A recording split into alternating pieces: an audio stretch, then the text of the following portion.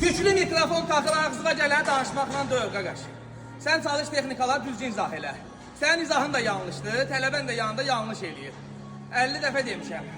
Bu tibar deyirsiniz, nə deyirsiniz? Ştamla kürək hərəkətində. 100 dəfə demişəm. Boyunu belə saxlamaq olmaz. Yenə baxıram ki, tələbələrimiz bəzi müəllimlərdə boynunu saxlayır belə, mıxlanır belə işləyir. Olmaz da bu amortizasiya verin də biraz.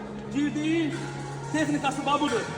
Baş aşağı götürdün, kısa addımla çıxdın, ayaqlar çiyin bərabərində aralı, bel içəri tas dala, dümbülübüz dala.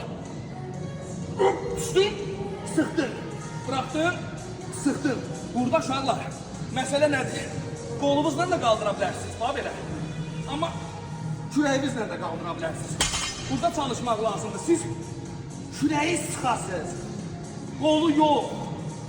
Qolla qaldırmaq deyil. Kürəklə. Bəziləriniz deyir, kolemanaza da baxırsınız. Ağır çəki qoyursunuz. Olmaz. Bax işləyirəm. Qaqaş, bax.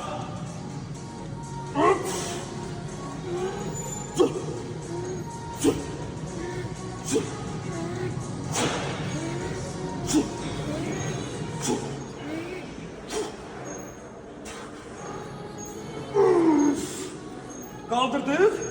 Nə qədər yorğun olsaq da. Gəldik ehmalca. Qoyduq yerinə. Hərəkətdən çıxdıq.